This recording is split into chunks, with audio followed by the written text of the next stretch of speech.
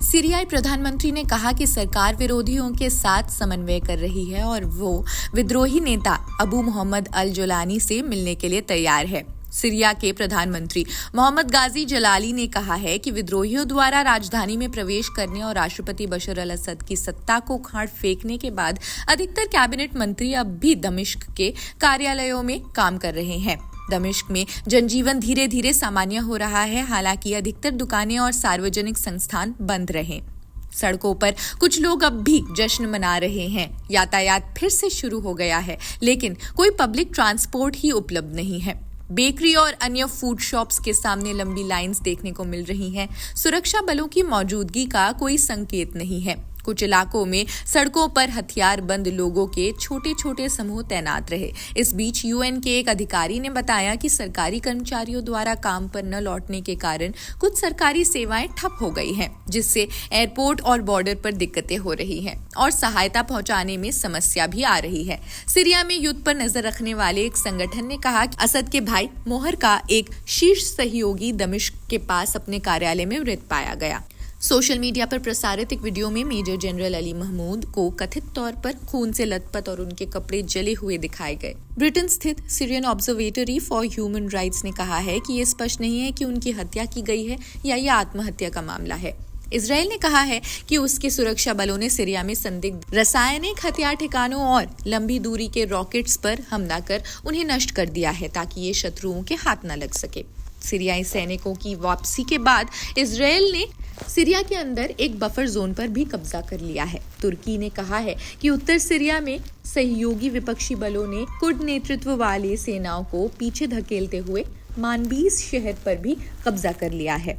UN की तरफ से कहा गया कि सरकारी कर्मचारियों द्वारा काम पर लौटने के आह्वान को नजरअंदाज करने के कारण कुछ प्रमुख सरकारी सेवाएं ठप हो गई हैं, जिससे हवाई अड्डों और सीमाओं पर समस्याएं पैदा हो गई। मानवीय सहायता पहुंचाने में भी अब दिक्कत आ रही है। सीरिया के लिए यूएन के स्थानीय और मानवीय समन्वयक एडम अब्दुल मौला ने कहा कि सार्वजनिक क्षेत्र की सेवाएं पूरी तरह और अचानक ठप हो गई है। उन्होंने बताया कि विमान कर्मचारियों के ड्यूटी पर नहीं आने के कारण तत्काल आवश्यक चिकित्सा पूर्ति ले जाने वाले उड़ान को रोक दिया जाए। सीरिया में बशर अल असद के शासन का पतन हो गया है, लेकिन इसके बाद भी रास्ता और मुश्किल नजर आ रहा है। इस देश में शांति की उम्मीदें धुंधली हैं। हाल ही में दमिश्क में फिर से धमाकों की गूंज सुनाई दी तो इजरायली वायुसेना ने अब तक के सबसे बड़े हवाई हमलों में से एक भी कर दिया।